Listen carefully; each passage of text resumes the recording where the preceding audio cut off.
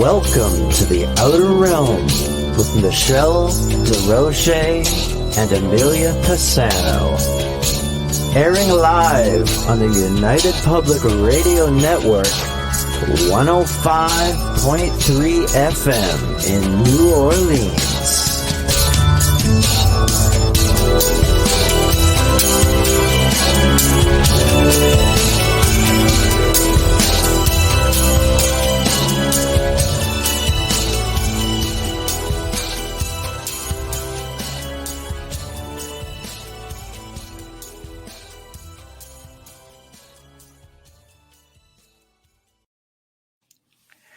Hello. Good evening, everyone. Welcome to the Thursday night segment of The Outer Realm. We are broadcasting live here on the United Public Radio Network, 105.3 FM in New Orleans.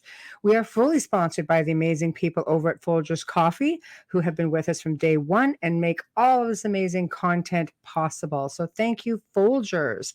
Also, thank you, Dr. Snick, the Sonic Surgeon, aka Justin Snicker, for your sponsorship of our intro and our outro. Now, Justin is an award-winning composer of Halloween, horror, sci-fi, and dark wave electronic music, which is available anywhere where you can find great tunes. Tonight, we welcome M.G. Stevens, author of the Boogeyman Chronicles. I love it. We're going to be discussing unexplained phenomena, actually, which is like so vast. I think we could hit on so many things with that.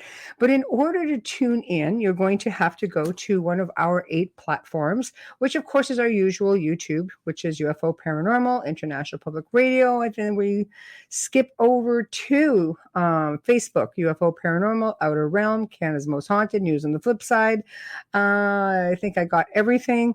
While you're over on our YouTube channel for UFO Paranormal, please don't just subscribe. Think about becoming a member, because there's a lot of content that's going on there that you're not going to see anywhere else. The hosts on the network have a lot of really interesting things planned, road trips, special interviews, things of that nature.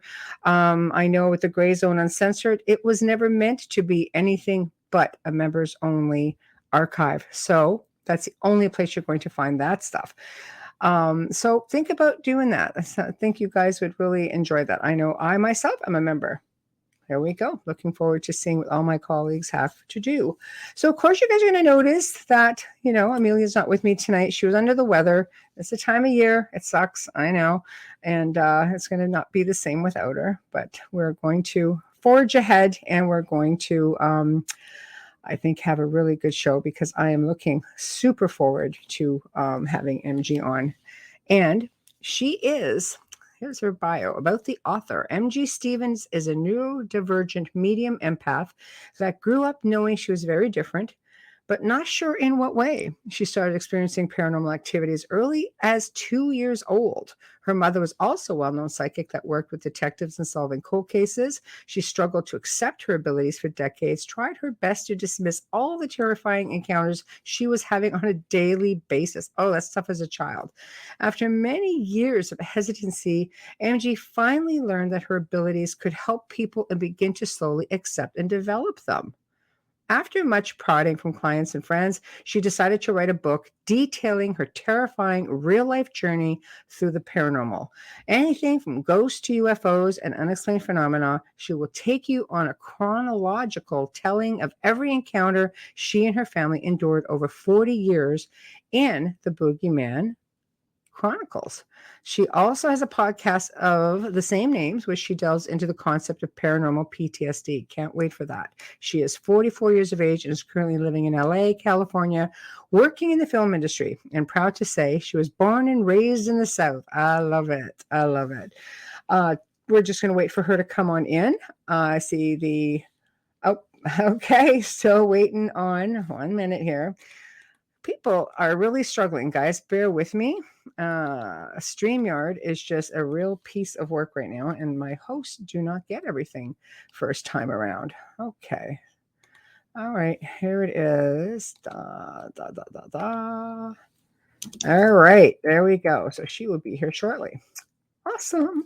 So, Christine Mowers, sorry if this is too off topic, but I absolutely love your hair. Thank you. Me too, ironically. No, seriously, thank you. It is a lot of work, but it's been with me for a very long time. And it's funny when people point and go, "You're that person from those shows." I'm like, yeah, that's me for sure.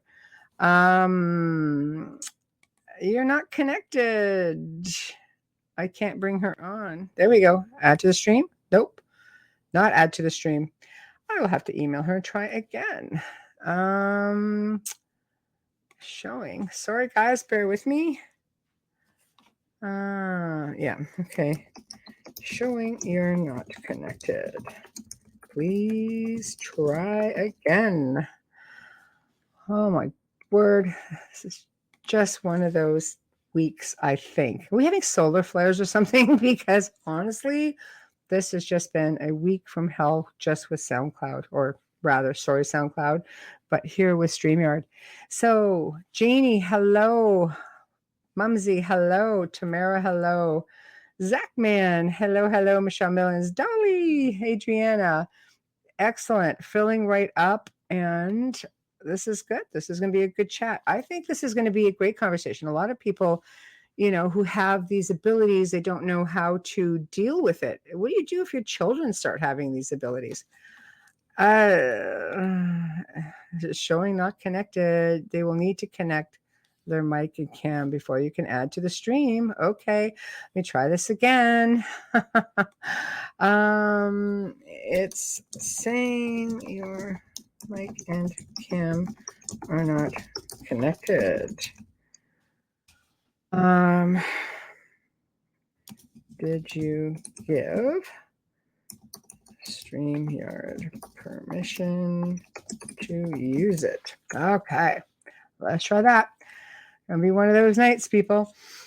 So yes, Tamara, no, Amelia's under the weather, unfortunately, so she's not going to be here. But what do you do when you have a child who's exhibiting, like mediumship? Kids are natural little psychics. Hey, Mel, they're natural little psychics. They see things, they experience things. And what's really sad, much like animals, actually, is they don't know at a certain age how to communicate this to us. Clicking cam button won't come on. Oh, okay, so let's just do the voice. Okay, worst case, just do voice.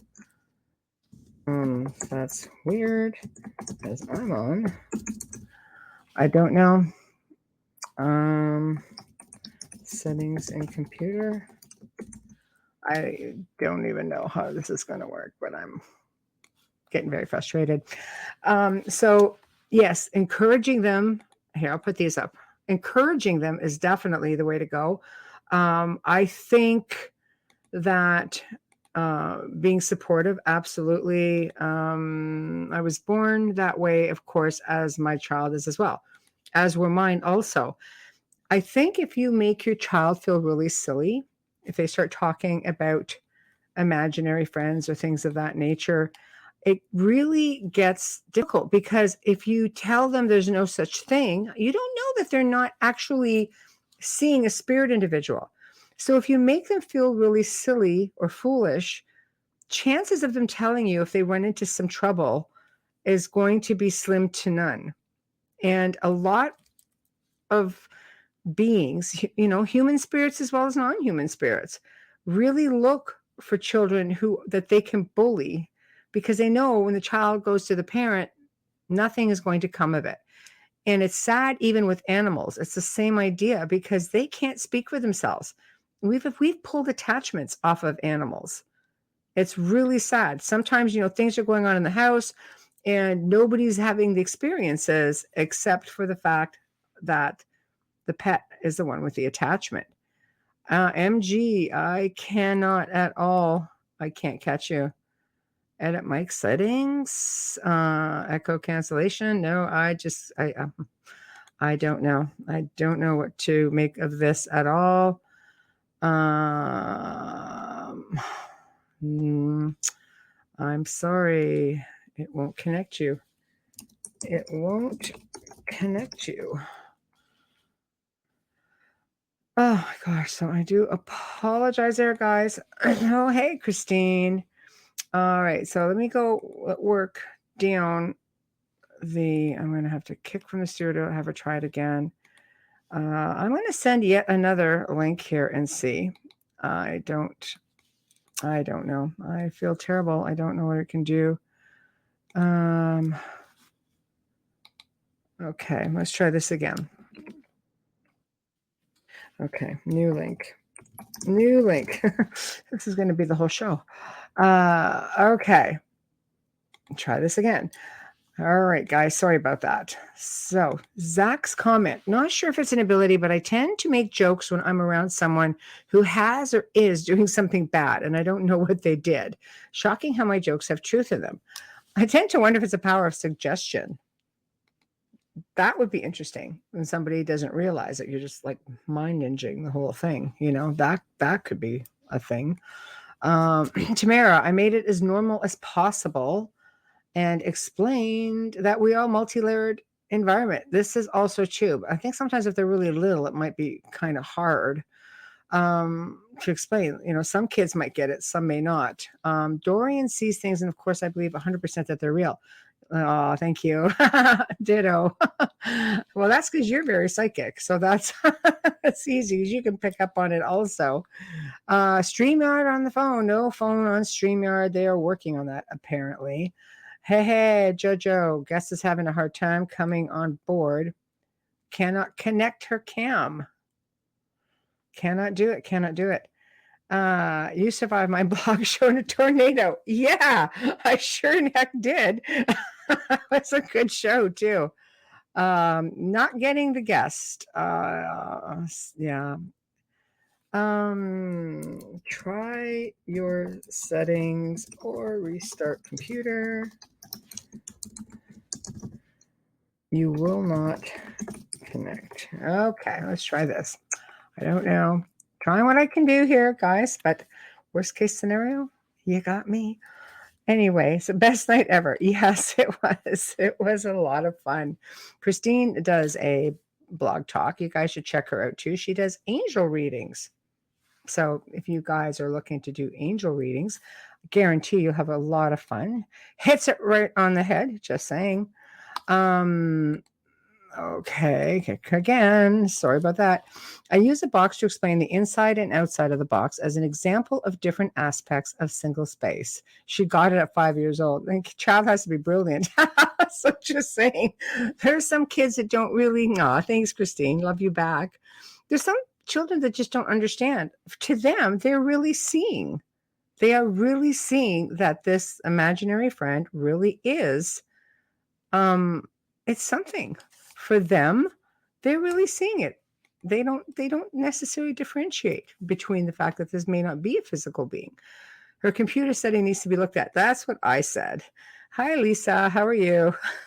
So, I think with that being said, we as parents have to take on the responsibility that if we're creating a foundation for our children, especially between the ages of, like, let's say, newborn 0 to the age of 5, where they're little sponges. They see everything, they feel everything. And I think maybe we need to consider in some cases that we include these building blocks. Okay, she's restarting. Okay, good. That we include these in her or their foundation, because I have run into a lot of issues where it's little children who run into trouble because they think they've got a friend. Now, whether they have a little spirit child, which is easy to work with, I think spirit children tend to be easy to work with if they don't want to move on. I've seen families basically just message me and say, look, how can we coexist with this little child? What is the little child looking for? Sometimes it's something as simple as bringing someone in to do the communicating for you and figuring out what this little spirit wants. Sometimes they just want to connect to the parents more than the child per se. So they still want to play with little toys. A lot of experiments have been done. You probably see it all over television. You read about it. And, you leave little teddy bears or little cars and they get played with, balls, things like that. That's no different just because it's a spirit child. Now, if a mimic comes in, you're going to run into a little bit more of a problem because they tend to bully and they tend to get aggressive, trying to control the child, instill fear, threaten them, basically threatening to hurt their parents. So then they become fearful. They just pretty much do what they're told. And eventually, over time, the activity starts to get a lot more aggressive. And then the control factor, where everybody in the house starts to get affected. Your child may start acting out. If your child is a school age, they'll act out at school. They don't know what to say. They're afraid. It really is terrifying. Christine, when people say, I've never seen a ghost, I remind them that they may not know, because a lot of ghosts look just like regular live people. Kids do things or do see things more easily. 100%. I agree 100% with you on that. To them, they may not be able to define the difference. We have a vortex in our upstairs bathroom. Would you like that removed? Just saying, that could be a thing. We could do that. You should check it out. People drop in all the time. Good spirits, though. Yeah, right when you're on the can. So I am not working. Okay, hold on. New link. Okay. All right, let's try this. Try it again. There we go. All right. Yes, I would imagine people would just drop in a little bit of a, depending what you're doing, I suppose that might be okay. I'd be a little unnerved. Okay, Tamara, just because they pass doesn't mean they understand what has happened. I find mimics are always demanding and oppressive. They are. And oh man, I've seen some really bad situations. I've been brought into homes where tormented children are, oh no, still can't. I don't get this at all. I don't get this at all. It doesn't look like our guest is going to be still nothing. Gads. Sorry. Maybe I don't even know what I can do. Maybe I can bring her on the phone and put her through the mic. Hold on. Let's try a phone call from my phone, and I'll put you through the mic. How about that? Maybe I just have a genius moment. What's your number? Okay, let's try that. It might be a thing or two. Oh, hey, Joe. Somebody's a genius, all right. How's it going? You're on air with me. Go, Michelle. Yeah. Can you hear me? Oh, wait, I got double sound coming. Sorry, okay. I know you're on air. Did you walk her through the setup? She probably needs to set up her cams. Probably was giving her trouble. Well, yeah, I've asked her to restart something, and see, because you got that settings, and you got to go in there, and you got to find camera, and then you got to go down where it says camera. You got to click the little drop down and find your camera in there and click it. And once you do that, in StreamYard. Yeah, look, I'm gonna walk you through it right quick so you know what I'm talking about. Sorry, guys, quick lesson while we're on air. I apologize. So if you look down at the bottom of the stream, you see mute, stop cam, settings, share. Okay, you want the settings button. Yeah. So you click on the settings button, and then look, you'll see in there, it'll open up and there'll be general camera. So when you see the camera, just click on it, and you're gonna go down further. It says camera again. Yeah. Drop box down gives you an option of what cameras they use. They also do that in audio. You can pick your mics. So more than likely, it's not finding the cam either because it's not plugged in or it's not selected by the computer. More than likely, it could be something else, but that's usually what it is. Okay. I can't promise you. So hi, everybody. How y'all doing? I know you've been on radio forever. I'm just going to let her know here. So I just came in to harass Michelle. I know. That's okay. We're just having a laid-back show. What? So on StreamYard. There I am. Trust me, y'all don't want to see me. I just got off work. I'm scary. Go to the bottom. I'm not usually my cute self tonight. I'm just like scary. No, I'm just teasing. I'm always scary. You're never scary. Anyway, what do we got over there? We got all kind of good stuff. OCR nice L. Ron Hubbard Award back there. Where's it at? Yeah, there it is. Bragging again. Are you bragging? Yes, you are. Nice award for the station, and the station gave that to L. Ron Hubbard for his birthday. Hold on. We got. Are you there? MG? Nope. We lost her. We lost her.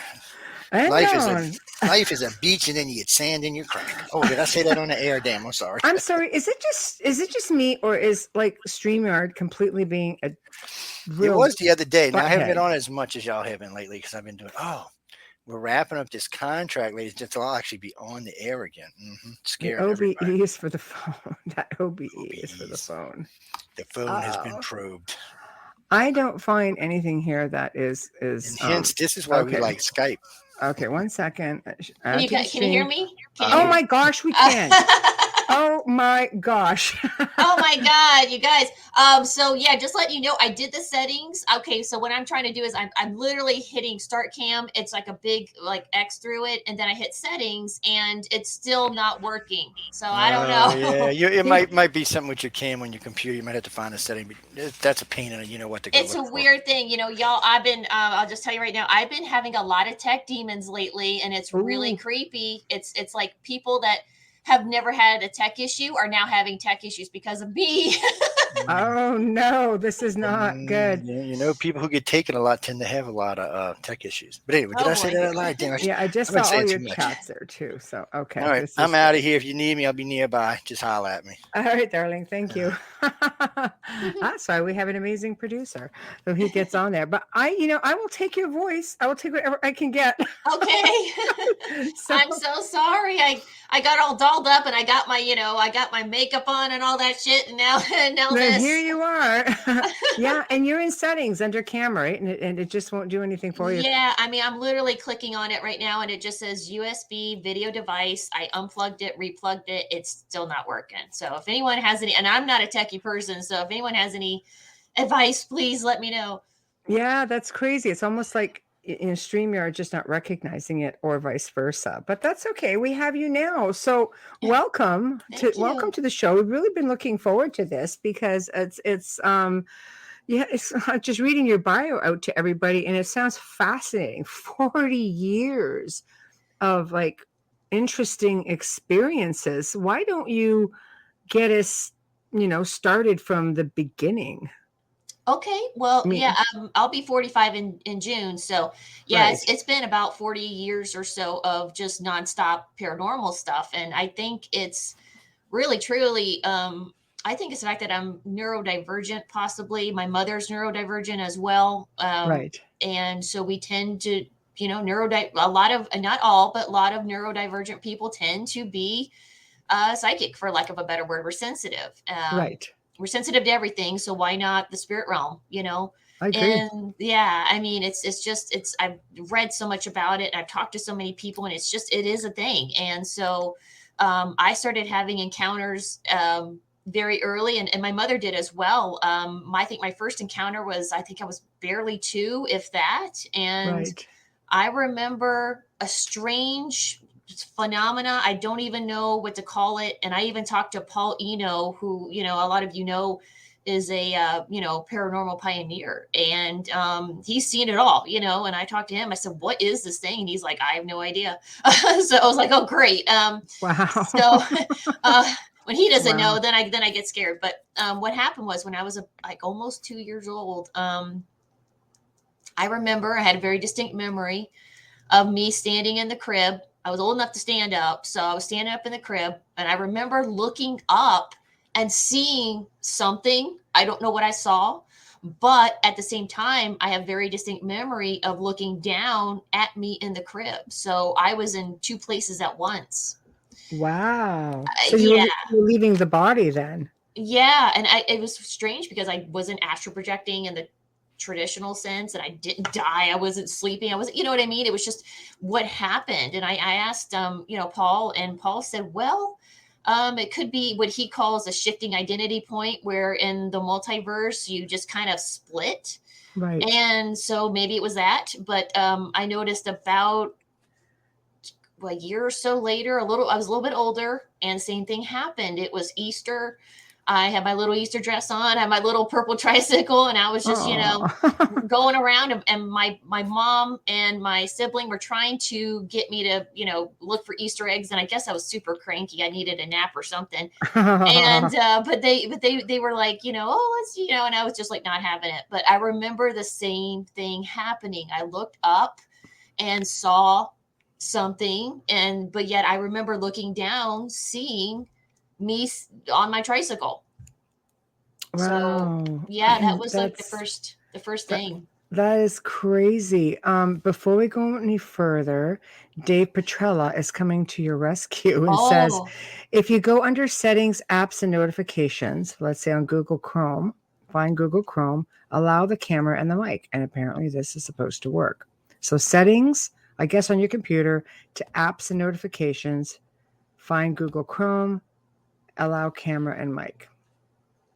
So I can't see you, but can you see our screen by chance? I can see you fine. I'm Okay, trying to, okay, yeah. because I put it up on the screen so you could see what he said, just in Oh, case you have to follow it. I'll just keep talking while you're doing that. So that's like 2 years old. It is amazing to me that you would even have that experience. Like Dolly says, she goes, it's your first out of body experience and you're wide awake. exactly. Yeah. Again, to this day, I don't understand it. And neither did Paul. And I asked several people, and none of them they never really heard of it. So, Right. but wait a minute, back to the tech question. So I'm at settings. I don't see any apps or anything. Okay. Well, are you on Google Chrome perchance? Yeah. Okay, so go into Google Chrome. It should have settings where it should be able to find allow camera and mic. Is that right? Hey, Michael. Is that right, Dave? Customize control. I don't know. Settings. Yeah, settings. So if you put the little tab next to your face on Google Chrome on the right-hand side, you got the 3 little dots. Scroll all the way down into settings. Yeah. Click on settings. All I see is you and Google, autofill, security and privacy, appearance, search engine, default browser, on startup, extensions, and about Chrome. That's all I see. Oh, really? So, okay. So are you on Google Chrome? Yeah. Okay. So if you go all the way to the right, you see where you have your picture? Do you have your picture up there at the very top corner? Yeah. On Google Chrome? Okay. See those little 3 dots? Uh-huh. Click on that. I did. Okay. Did you go all the way down to settings? Yeah. Oh, okay. I'm just going to do it right now. And it says, Dave, I think you're telling us stories. It doesn't really say that. Yeah. I know. I think you're telling us stories. I don't see anything like that either. So, okay. Well, we're just going to have to listen to your beautiful voice and keep going from there. So, okay. So those are instructions for StreamYard on the phone. Well, if you're on your computer, then I guess you're SOL. Thanks anyway, Dave. So, okay. So you're 2 years old. You have this amazing out of body experience. So from that point on, obviously you're gifted and this keeps moving forward. Was this something that was supported with your family, or were you told? We were just talking about this before you came on, or were you said, oh no, this isn't, you don't know such thing as having imaginary friends or anything like that. Like, maybe just take us from that point. Well, so I was very kind of just clueless as to what exactly was happening, because I was going through life, and as a, autistic ADHD person, I'm, life is kind of hard because we're trying to pick up on social cues and we're not really good at that. So I was doing my best to pick up on that kind of stuff. But yet I kept having this weird sixth sense. I kept seeing things and feeling things and hearing things and knowing things and being so unbelievably sensitive as an empath that I was very bothered by everything. So I had this extra layer of difficulty in life. And so thankfully my mother was the same way. Exactly. She was a well-known psychic in the area that we lived in. And so, I did have a little bit of comfort in that, but I really didn't realize that my world of, these invisible weird, these weird entities, these weird feelings, these experiences had to do with her world of psychic phenomena. So I didn't know I could really go to her. So, and I couldn't go to my dad and his new wife, because they absolutely, truly 100% did not believe in anything paranormal. Wow. So yeah, that must have been tough. Yeah, I was isolated quite a bit, and I didn't really know who to talk to. And a lot of times, even as a little kid, I really thought I was going crazy. I thought, I'm nuts. I'm going crazy. I can't believe this. I just felt, something just pushed me, and there's nothing there, and I was a very analytical, sort of logical kid to begin with. If you don't see something, how can it be there? And so I was tormented. Dolly says you're actually normal. I get, that kind of raises the question because, we are blessed with more than the typical five senses. So are we normal? Is that how we're supposed to function? Mm-hmm. Yeah. I mean, I don't know. I tend to think neurodivergent people maybe possibly. Well, you know what? This is the thing. I truly believe that everybody has that sixth sense. Yes. And I think some people are just more sensitive than others for whatever reason, whether, being neurodivergent adds a little something and, like that sort of extra antenna that's up. Right. And I think through I really think through the years and our families and TV and people were taught to not believe in this stuff. It doesn't exist, so we shut our part of our brains off to that. And I think that's very damning because we should be more sensitive and we're not. I would agree with you on that. Christine says here, just for our listeners who aren't actually watching, but they're just listening, autistics being extremely sensitive and unfiltered are more in tune with the gifts that we all have. I believe that also. Mm-hmm. I have a niece who has autism who's just brilliant. She's they're very nonchalant. She'll see something and she'll say, "What's that?" Mm-hmm. Like, yeah. Well, actually, yeah. What's growling? Well, yeah, exactly. When you come to Auntie's house. Exactly. Yeah, exactly. I mean, I don't, now I know what it is, you know what I mean? And now, so I don't have to go, oh gosh, I think I'm going crazy. I just go, oh crap, there's a demon over there. Exactly. Oh, hell, for real. Well, yeah, I think it's fascinating. It's really difficult as a child though, when you can't go to someone who is entrusted with your care and well-being and say, hey, something's going on. So, I mean, you're a pretty logical kid. You're trying to figure it out. So where do you go from there? Because at this point, you're sort of a target if you don't have backup, as I say, and the experiences do they get more intense for you? Oh God, yeah. Well, I mean, it all depends on where I was. If something was like where I lived with my mother, we lived on a canal in the South, and the activity was intense, but it was fairly benign. Right. It was definitely making its presence known to me. It would definitely, I would definitely pick up on stuff, and I didn't know what they were. I called them monsters because I didn't know, but I knew they were like not.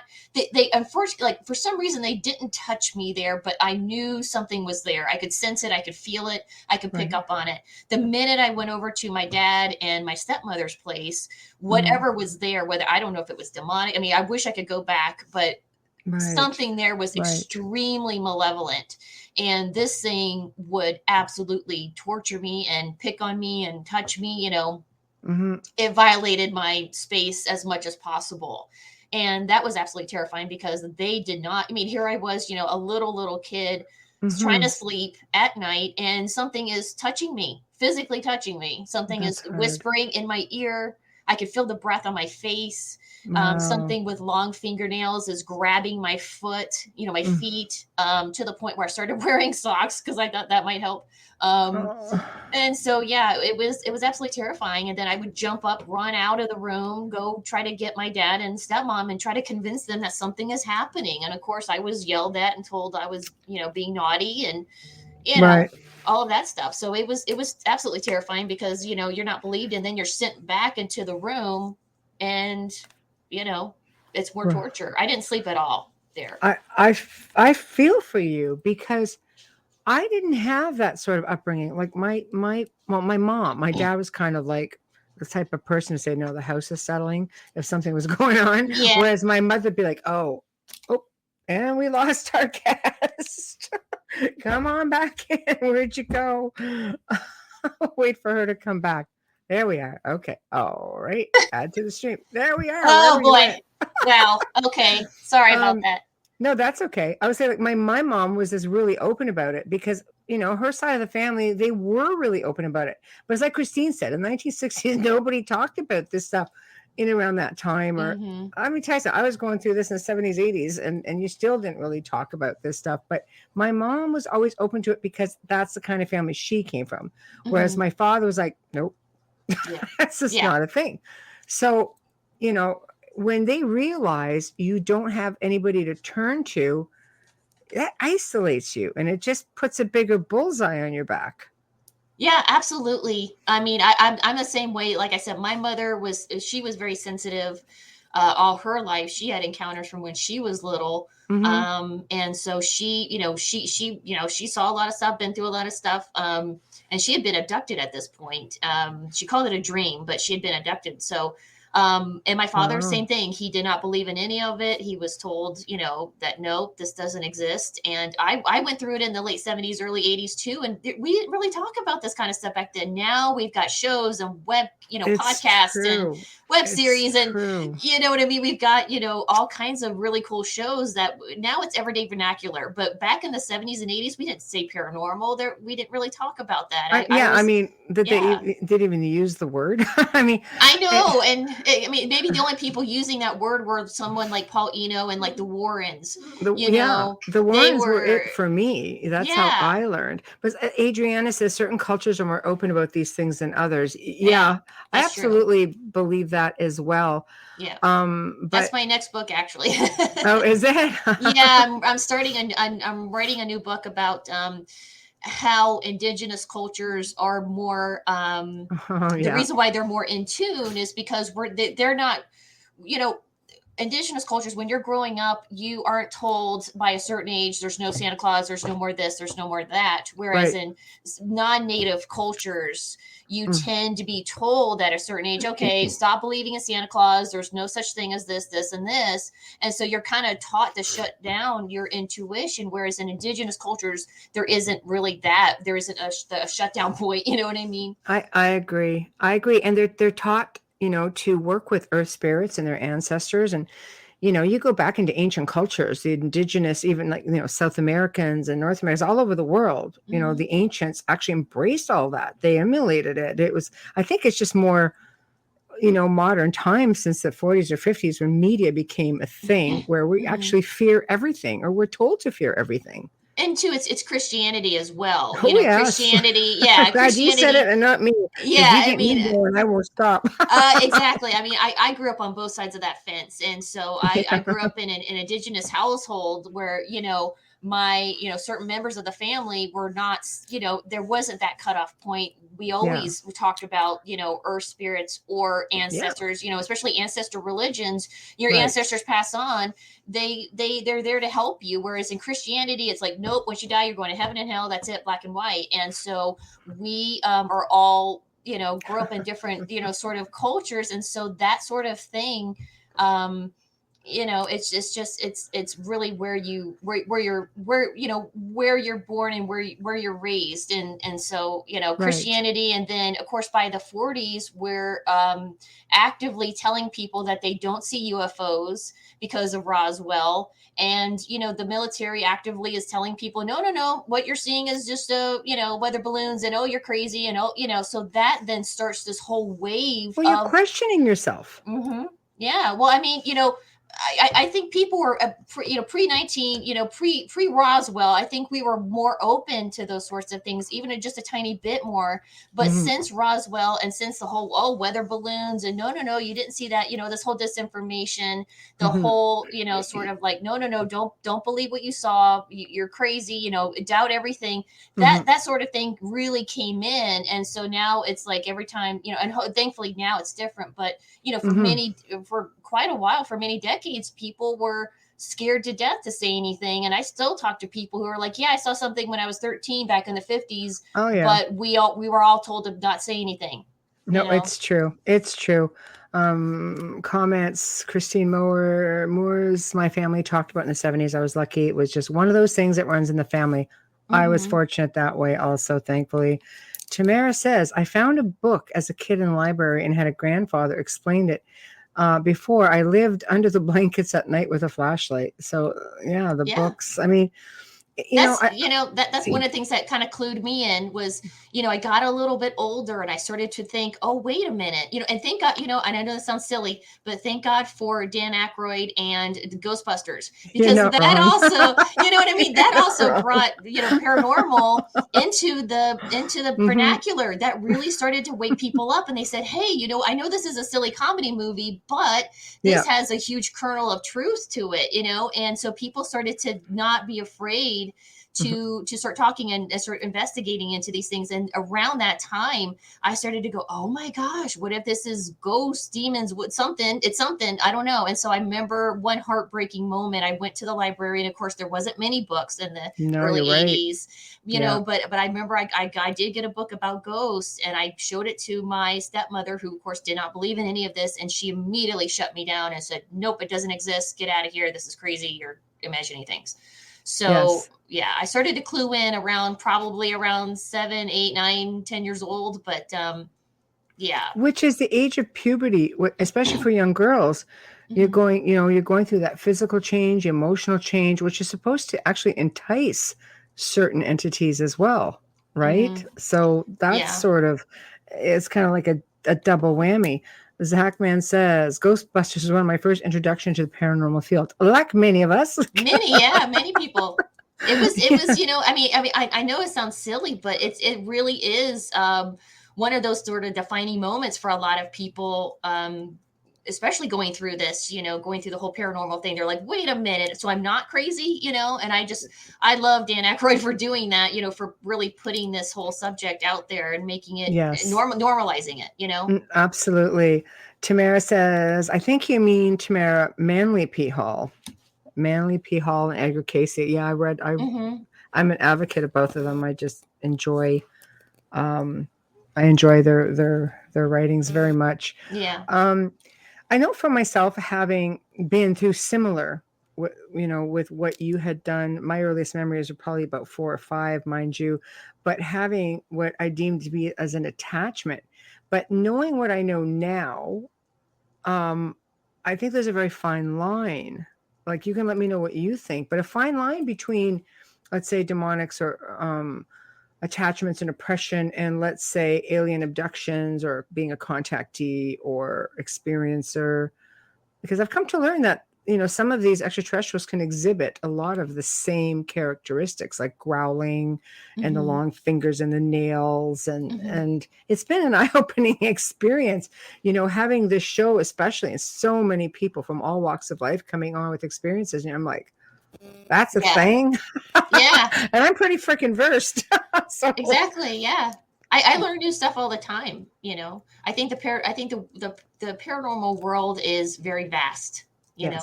Yes, I agree. So now you're coming in, as little MG, and you're having you have got no support. Your experiences are intensifying. How did you deal with that as a kid? You're getting books, you're reading up on it, you're essentially trying to educate yourself and trying to see what you can do about this. I was in the same boat, just because I took that initiative. My parents or my mom was really open about it, but it didn't mean she knew what to do. Right. So where do you go from there? Well, I continued to suffer and just went along in life until my mother, in the sort of mid 80s, became a born again Christian.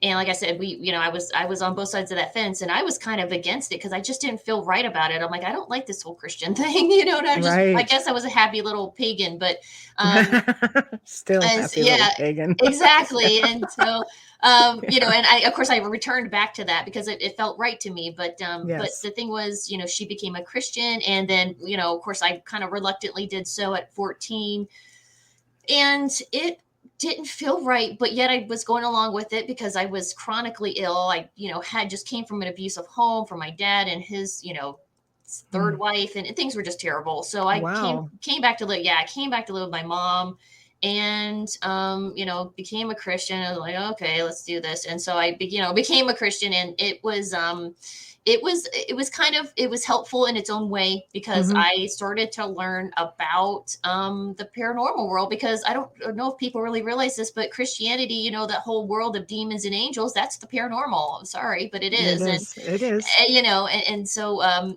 healings and casting out demons, all that's the paranormal. So yeah, Jesus was into the paranormal. I mean, he really was. So, yes. It kind of opened my eyes, and I started to see things in a completely different way. I was like, oh, okay. And I started to see how my mom and I, when we got together, we were very powerful, because we knew things about people. We sensed things. We were able to really help people with their issues. And I started putting two and two together. And of course, by this time, this is the early 90s, and the X-Files is coming out, and there's more shows about UFOs and psychic phenomena. Now we're talking. Now we're really talking about it. And right. I then started putting two and two together around 14, 15, 16 years old. And I said, Mom, we're psychic, and I started like, oh my gosh, this is what we are. We're psychic, and this is just who we are. And so I started to see the entities for what they really were. It was like, okay, angels, demons, and then we got all these little other weirdos, running around causing trouble. And so that was, kind of like my sort of education. I, strangely through Christianity, I started to be introduced to the paranormal in a whole different way. And then I really started to, see things for what they were. So. Yeah. Well, I mean, I think there's something out there for everyone. I think every religion, every culture will touch on it in one form or another. I think some of them are a bit more extreme than others with the fear, literally they instill the fear of God into you to the point where how many spirits remain behind because they're taught that you go against one of the commandments. For example, you covet thy neighbor's wife, and you might sit here and think, I think I'll take my chances and stay here because I don't really want to think about where I'm going next. So I think some of it is pretty extreme also, Yeah.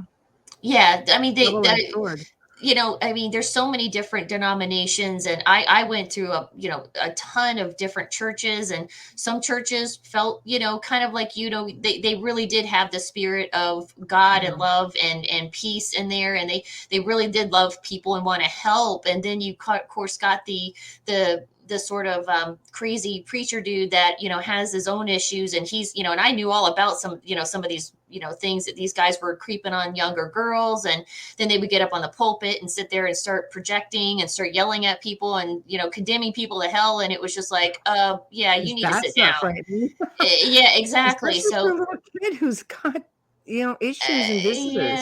Yeah. Well, I mean, it's just so rampant. You got the, you got the good and bad of everything. You got the good Christians that really do care and try to help people. And then you've got the people that are, not so good, they're full of the devil themselves, and they're sitting there trying to, saying they're Christians. They're not. Yes, no. Oh, exactly.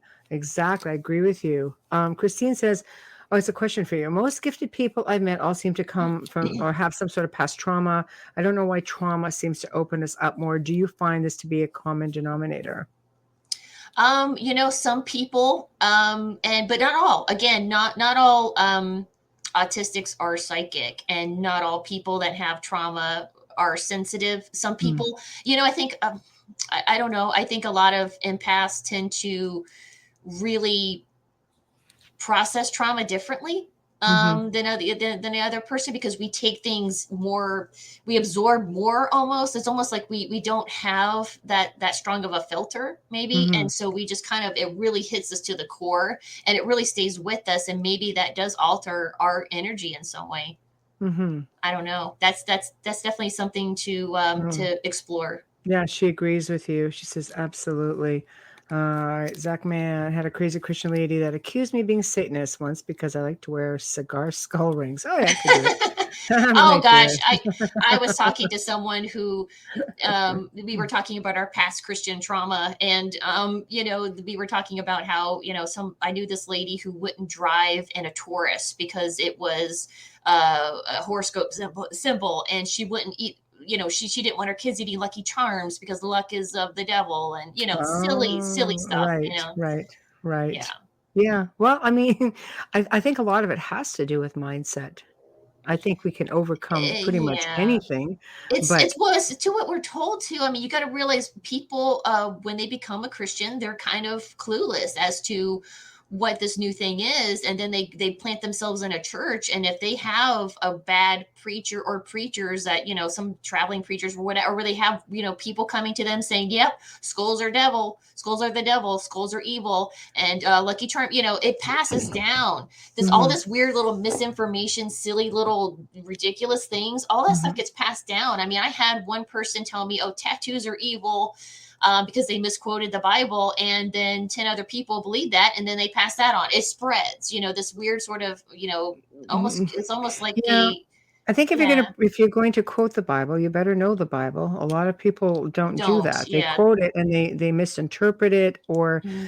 I have to say, um, I assisted a family a few years back, and they were a Christian family. So I had a friend of mine who was a Christian minister out of North Carolina, and I asked if he would come on board because they had a team of people who did deliverances, and they traveled all over the world. I'd never worked with these guys before, so I really had no idea what to expect. And it was a really fascinating experience because they came in. There were two houses that were infected by the same entity, Hmm. and they came into just one house. And we're probably about 10 months in at this point, but I always work with the religious belief system of the people I'm working with. And she did this thing where she called it speaking in tongues. And I'd never heard it before. And I just sat there and I went, they warned me. They said it's going to sound like gibberish, but but we know what it is. I'm like, okay, that's fine. I mean, again, it's a mindset that you believe in what you're saying, and the family is believing. That's all that matters to me. I'm Hmm. just here to bring you together and take the weight for a little while. Hmm. And I'll tell you, after 2 hours, whatever it is she was saying, both places got cleared. One Hmm. remained clear, and one probably stayed clear for about 4 years. Oh wow. Okay.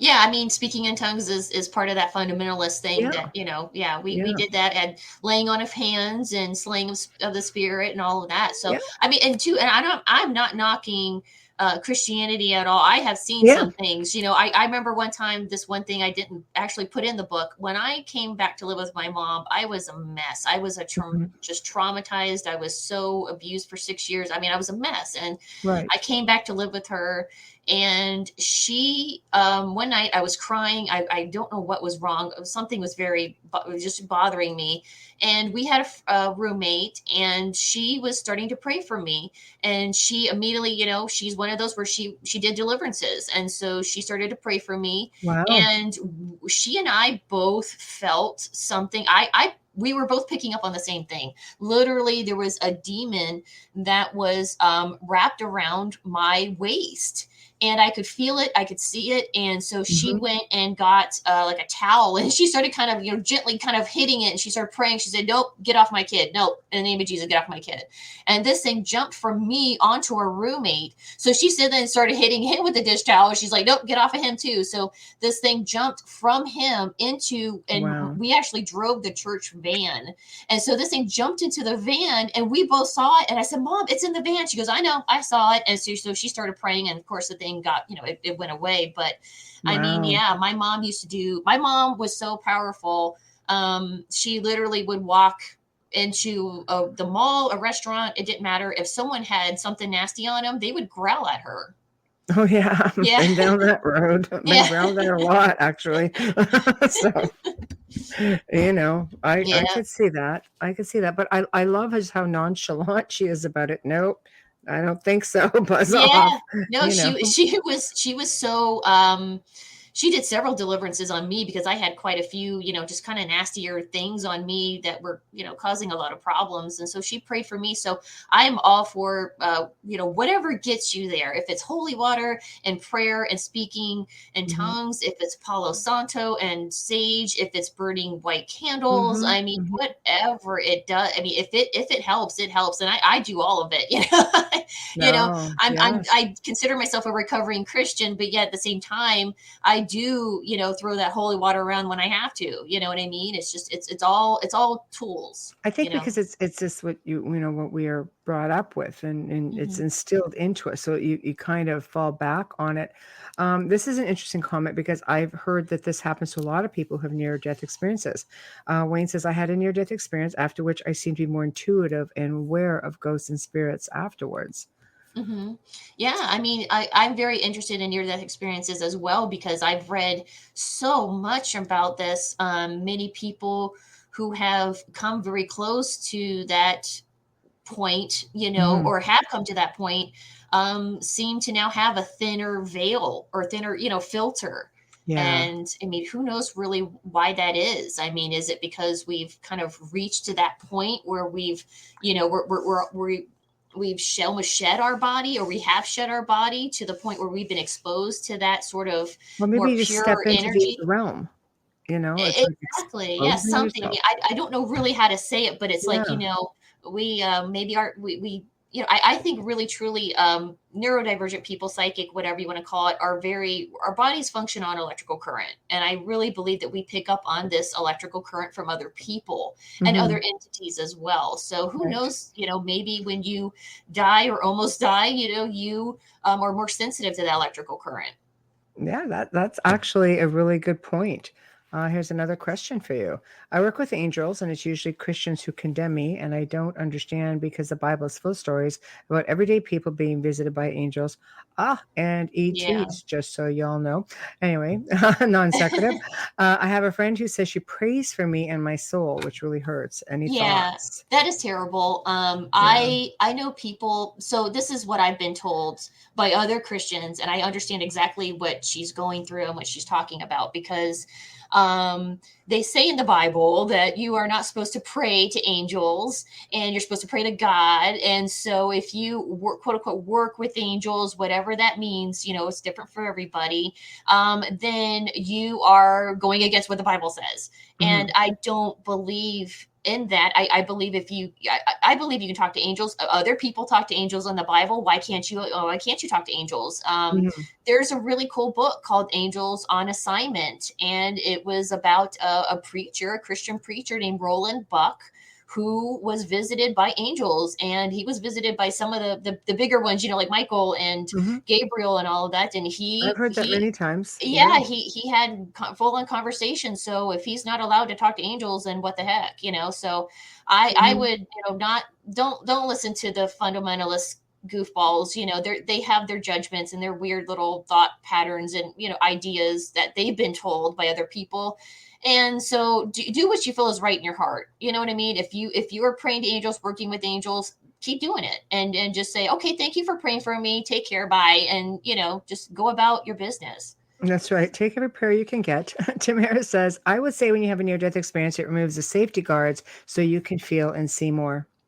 That actually is a good point. Absolutely. Yeah. I mean, who knows really what happens in that moment? You know what I mean? Because I think my idea is that when we shed our body, we are, maybe that electrical, that the whole electrical system that makes our bodies work, maybe that shuts down. And then when we come back, we almost get rebooted and we then are more powerful, more sensitive. Right. I agree. I agree with you. So while you're having all of these experiences, you seem to have a lot of darker energies that would seem to attach to you. Did you not get into any grounding, or how did you get this to just stop or slow down, or because we all find our own way, right? Yeah, exactly. Well, that's what happened when I became a Christian. I noticed because I went back to that apartment, that one where I was, being whispered, my ears, someone was whispering, I could feel the breath on my face, and I was being, touched and all of that. I went back to that apartment, and interestingly, whatever was there could not touch me. It tried to bother me. I could still hear the whispering, but I couldn't feel anything really touching me, but it was still there. And it was almost like it was like delighted that I came back. It was like, oh goody. But yet I had this sort of, I guess, maybe an extra level of protection. Maybe I did have angels protecting me. Maybe I did maybe the blood of Jesus does protect me. I don't know. But I noticed that since I became mindset, you're braver, could be, you're aware. yeah.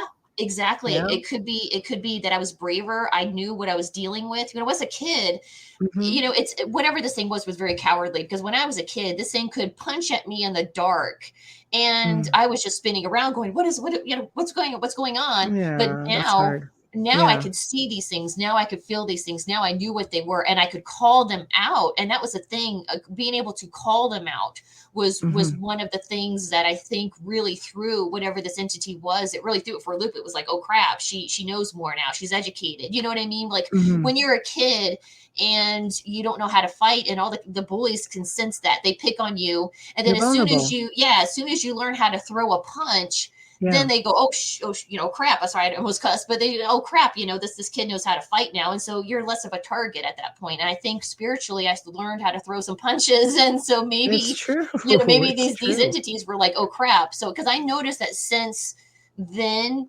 since I've been aware, since I've been more, alert, and since I've been more spiritually just sort of aware of what's around me and not afraid, these entities, I mean, they full on come at me, but they don't touch me. They can only get so far. Right. I think it's because I know who I am. I'm that little scrawny kid that was getting picked on, and then all of a sudden now I've taken some karate classes and I know how to kick some butt. And so you're powerful, and you just don't give it to them. You're like, I don't think so. I think that's half the battle. In a lot of the families I've worked with over the last couple of decades, it really is about empowerment and education and saying, empower yourself. Exactly. like take it. Exactly. You're Yeah. a powerful being, How many times have you seen a like say ghost hunters or something where they literally say, okay, to the people in the house that are being tormented, you need to stand up to this thing.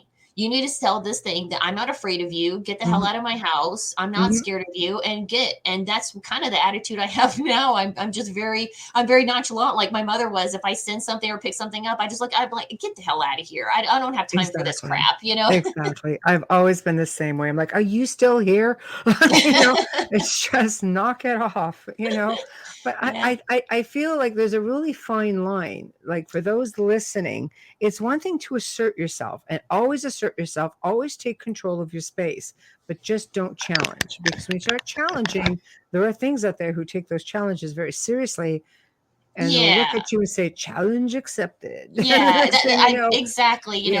That's the thing, the analogy is don't go walking into a bar where there's a bunch of big mean dudes and try to pick a fight with them just because, you know what I mean? And I see people doing ghost hunts and they're provoking, and it's like, God, don't do that. You have no idea what you're doing. And I know they're trying to do it for theater. It's they're trying to do it for, the producer says, hey, let's, get something going here. And so they're like, okay, so they start provoking, and it's that dude that walks into a bar and starts shouldering all the big bad dudes. You're going to get your poking butt the bear in the cage. Exactly. It's true. Yeah, you're going to get your butt kicked. Don't be stupid. Be bold, be brave, be assertive, but don't be stupid. Yeah, I 100% agree with that. I know, because there's a lot of people who do that, and then I'll get a message and say, somebody came home with me, and I'm just like, yeah, I call it Elmer Fudd energy. Don't go in there with Elmer Fudd energy. I have a friend that frequents the Uinta Basin, and so the Uinta Basin, there's all kinds of stuff out there. And so I told him, I said, when you go out there with that Elmer Fudd energy, you're really poking the bear. You're going out there with this sort of energy of like, yeah, I'm gonna see you, I'm gonna prove you, I'm gonna film you, I'm gonna, you know what I mean? And that energy sometimes drive things away. Yeah. I demand you to show yourself. That's my favorite one. As Christine, Michelle has time in a coffin. Yes, I've done it. I'm fearless. So they tell me. Yeah. No ghost with mess with her. Yes, some have tried. Christine Moores, you don't have to go home, but you can't stay here. That's a perfect thing to say to an entity that obviously, who wants to go, to a dark place. Exactly. Last call. Yeah. I mean, and two, a lot of the Christian-y sort of things, that the deliverance stuff is when they're dealing with demons, they're always saying, go back to the dry places, go back to the, so they don't jump on anyone else, Mhm. and yeah, I totally agree. I mean, just get the heck out of here. I mean, I've had a lot of entities tell me, oh, well, I was invited here, I Oh, have I love permission that to one. be here. And it's like, well, maybe you were, but I'm telling you to leave now. So Right. I've dealt with that a few times where, say there was an abandoned house or a property, and there was a bunch of kids came by, and they were trying to do a ritual, and they invited something, and then they got freaked out, or they were doing a Ouija board, some sort of oracle, where they didn't know how to open and close Oh, yes. circles. Yes. And also, interestingly, older homes, like homes from like the turn of the century, you remember in the yes, remember the 1800s, the late 1800s, early 1900s, where spiritualism Oh, yes. was very prevalent, and people used to do parlor games where they would literally have Yes. seances, and they would invite these things, and then they wouldn't shut the Yes. door. And then all of a sudden, Absolutely. decades later, it's like, oh yeah, the house is really haunted. Well, because Oh, sure, the sure. That exactly the dinner party from 1915 is still brought this. there. Exactly, they brought It's still forth going something. on. I think the Exactly. spiritualist movement was fascinating. The Victorians were just so intrigued with that sort of macabre. You had the seances. I mean, you look at, have you ever been to Lilydale, MG? No. It's the largest spiritual community, literally this side. They say in the world, but for sure this side of the world. It's in Lilydale, New York. And I've been a few times. I've got friends who live there. Some of the most amazing mediums actually live there. It was founded by the Fox sisters, and Harry Houdini spent many years trying to debunk everything that went on at Lilydale, seances.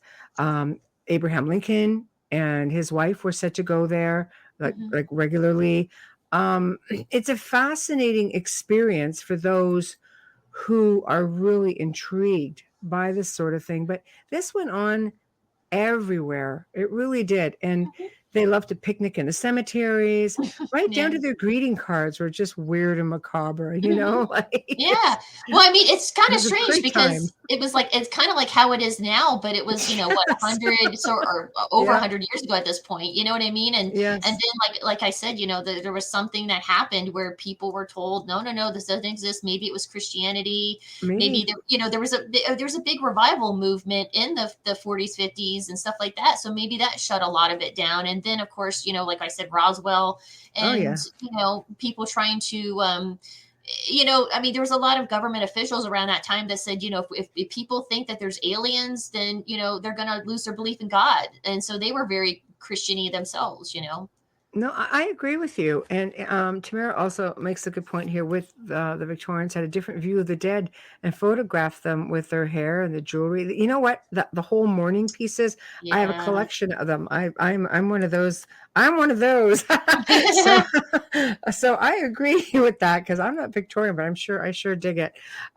Ouija boards. I'm going to ask you about this. So Christine says we had a high school cast party. Some of the kids got out a Ouija board, ran upstairs screaming, and escapades resulted in a death. Oh, weeks later, I always warn people not to use them.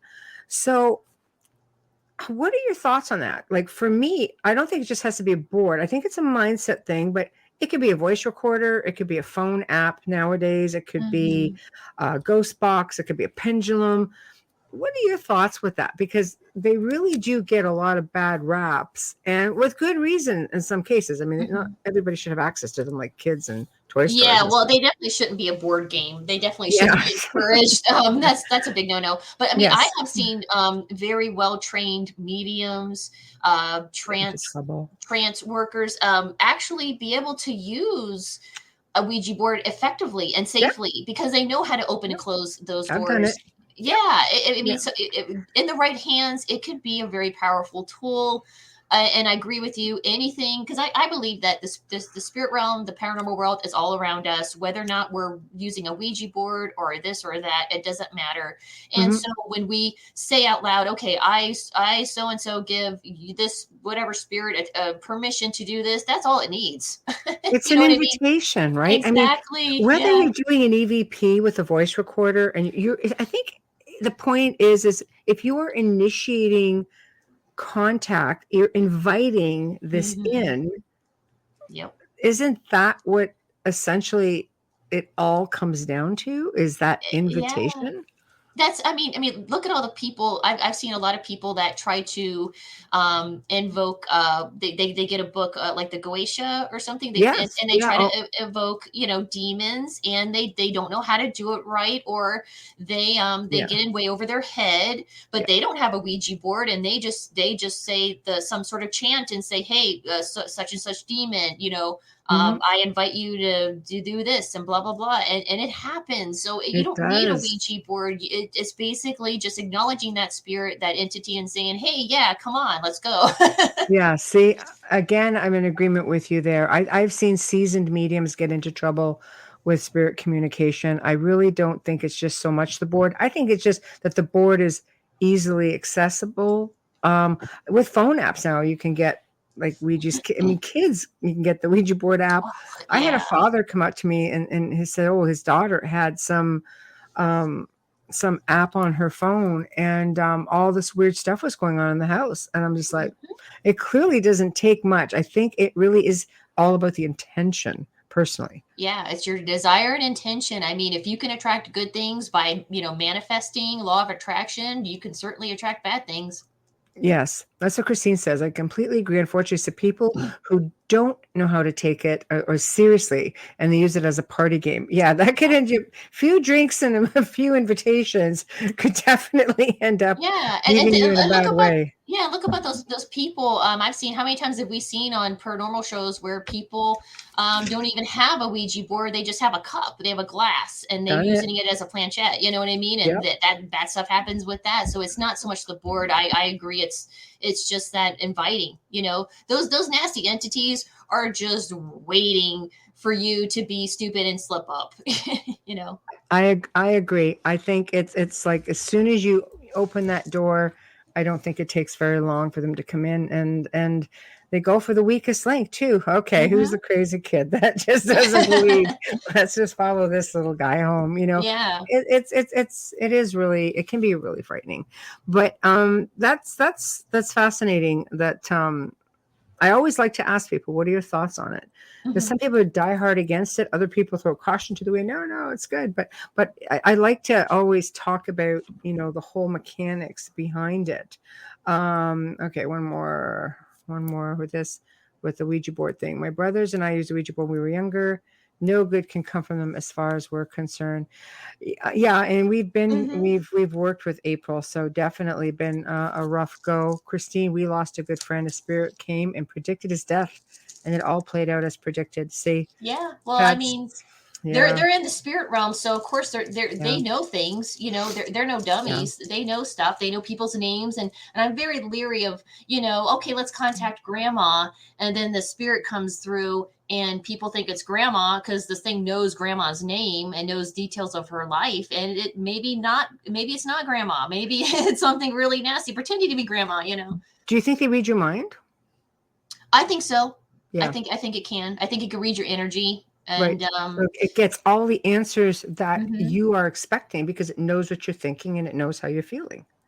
Yeah, exactly. And I hypothesize of that as well. Yeah, absolutely. I mean, look at, again, Uinta Basin and the Skinwalker Ranch. I mean, these people, these people literally say, okay, in their heads, okay, I'm going to go here and set up a camera. And then of course, nothing happens. There was activity and then nothing happens. So I believe whatever, I mean, I don't know what kind of entity is there, but I mean, I believe entities can definitely read your mind. I mean, they can jump inside your body. They can control you. They can manipulate objects. I don't put anything past them. No, that's what I think people need to realize, that it basically really is a careful what you wish for situation, because anything goes at that point. You make that invitation. They have time on their hands. They can wait you out. They can wait years.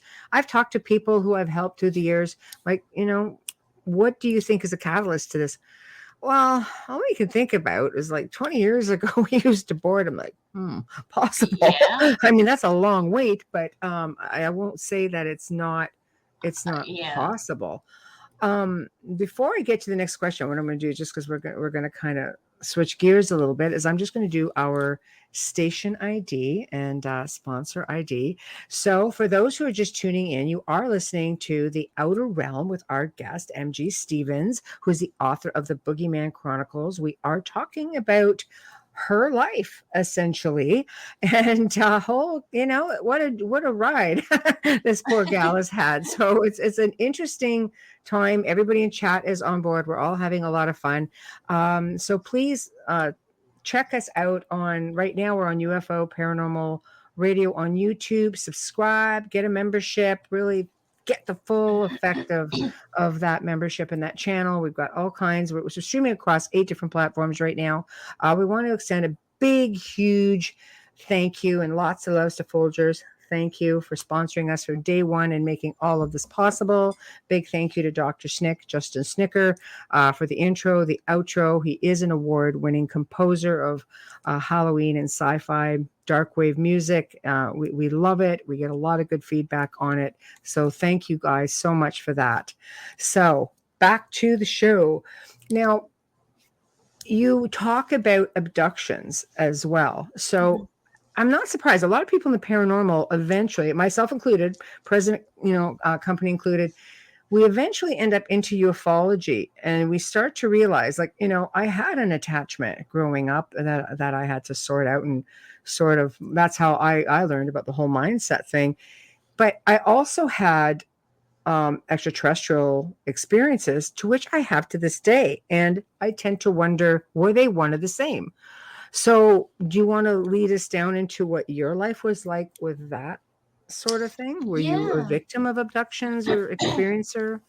Well, my mother was abducted, and going back to the neurodivergent topic, I asked Kathleen Marden, who, is the niece of Betty Barney Hill, and she's a great researcher and author. And I asked her, because she was on my show. Unfortunately, another tech demon, the audio didn't record, so we have to have her back on. But right. we had her on. We had a great show, and she was, rattling off a lot of different percentages and figures of different people who have UFO encounters or abductions. And I was really curious, and I said, Kathleen, let me ask you a question. How many neurodivergent people that you've interviewed? What is the percentage of their encounters? And she said, oh, it's a good 86%. Wow. Which is, it's a definite, sizable number. That's nothing to balk at. So no, it's not. No, it's not. Yeah. I mean, so as far as one and the same, I mean, she's even talked about how, she had, her family had poltergeist activity because they had such a strong tie with aliens, UFOs, and encounters and abductions and whatnot. She's had them. Of course, her aunt, uncle had them, and her other family members had them. So I was very interested in that sort of tie. But they have a lot of poltergeist activity. She said she had a boyfriend stay over at her parents' house, and the hangers flew out of the closet at him. And she then later on, when she got married, she said that she and her husband were sleeping one night. It felt like a cat was walking on the bed. And that's a very sort of normal UFO type experience. Yes. Yes. So going back to my mom's encounter, I'm not really sure if they were connected, but my mother swore to me she had a dream. And this happened, mid to late 60s, way before we were all, even before Star Trek. This was, the Greys weren't really well known until about, the late 70s, when we had, Jacques Vallée and Close Encounters and Whitley Strieber's Communion and, all that stuff. So she ended up having this, what she considered a dream. For many years, she said that she was, one night she went to bed, and she said she had this dream that she was on a craft, and she said everything was very smooth, brushed metal, very clean lines, no knobs, levers, no nothing protruding. And she said there was a very tall gray that was showing her around, giving her a tour of the ship. And she said, pretty much. she was, and she was in that sort of stupor where she was kind of in awe. And she literally,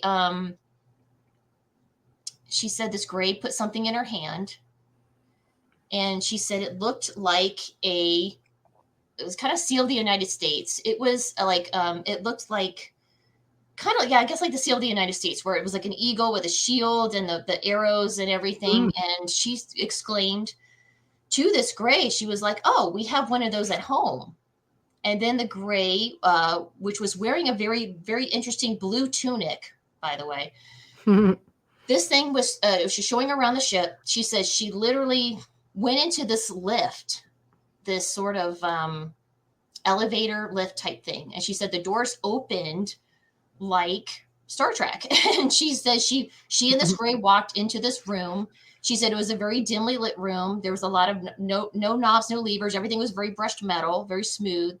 And she said this gray with its long skinny fingers ran its hand across the control panel, and the whole entire ship powered up. Right. And it was then that she, snapped out of her stupor, and she then went, oh my God, I want to go home. She realized she wasn't home. Oh. And she started screaming at this gray, please take me home. I want to go home. Right. And I mean, she came undone. She then remembers the gray telling her telepathically, we're not going to hurt you. You're fine. You're safe. Right. We're not going to hurt you. We don't mean you any harm. She then remembers passing out because she was so freaked out. She remembers blacking out. She remembers waking up, sitting up in her bed. And she came to out of her stupor, and then she jumped up. There was a window above her and my dad's bed, and she jumped up and parted the curtains because she was so sure that there was going to be a craft out there. Wow. And yeah, for many, many years, she said, oh, that was a really weird dream, wasn't it? Because my mom was formidable. Sure. Yeah, nothing scared Sure, her. dream. Nothing scared her at all. And this dream terrified her. She used to shake when she would tell me this dream. That's crazy, isn't it? Yeah. And so it wasn't until, years and years later when she saw Close Encounters where she literally panicked and went, oh my God, that's what I saw. That's what I saw. And it makes sense too, because with abductees, it is a generational thing. Chances are her parents might have been abducted, her grandparents. Like, this is something that they follow down the lines. Mm-hmm. Maybe you don't realize, but it's very possible that maybe you've been abducted. Yeah, I did have an encounter. Oh, there we go. Yeah, I did have an encounter. Yeah. It was not as pleasant, or I guess my mom, my mom's encounter, I always called it was like Teddy Bear's Picnic, because she was getting this tour of the ship, and she was being, she was like, getting the VIP treatment, where on the other hand, I was about 18 years old. It was 1995. And again, my mom and our roommate, they were going to go into this church, and I really did not want to go into this church. It was a home church, and everyone in there was, hypocritical, and they were nasty and terrible and awful. And I was just like, oh, I don't want to go in there. So I literally said, no, I'm not going in. I'm not doing it. I'm not doing it. And I told my mom, I said, I'm staying out here. So she said, okay, fine, stay outside. Just be careful. It's not the best neighborhood, so just be careful. And I said, yeah, I'm fine. So I was standing there realizing, oh crap, I'm going to be out here for 4 hours or more. So I was like, oh man. So I was trying to distract myself, and we didn't have cell phones like we do, so there was no Instagram, there was nothing. So I was like, crap, what do I do? So I'm standing at this pond, and I'm in the South, and if you're in the South, those toads, when they start croaking at night, it's deafening. You can't hear anything else. Right. And so I remember looking up at the sky, and the sky looked very strange. There was no stars, no clouds, no moon. Right. And I thought, that's weird. And I kept getting these really weird rushes of fear and terror and run. Oh my God, you're in danger. And I didn't know what to think. I was like, oh my gosh. And then all of a sudden I noticed all the toads stopped croaking. Everything went silent. And it was like someone muted the planet. There was no sound, none. And all of a sudden, right where there wasn't any clouds a half second ago, all of a sudden there was this thin strip of clouds. And I remember seeing these 3 lights that I thought were spotlights at first. And so I dismissed it. I thought, my mom always said every time she saw a spotlight, she said, car dealership's having a sale. So I thought it was like, oh yeah, car dealership's having a sale, blah. And I ignored it. And as soon as I turned my head, I heard, look at the lights again. In my head, this was not me. This was not my thought. I Right. turned and looked at the lights. They were inside the clouds. They were not pointing up. They were inside the clouds. And they were Right. moving in such an intricate formation to where I just went, what? Wait a minute. Right. And I knew immediately this was not normal. And I debunked it. And again, this is happening within half seconds. And I looked at this thing and I went, what is that? And I heard, we're not supposed to be here. And we know you know it. Oh. And I was like, okay. And so I won't tell. yeah.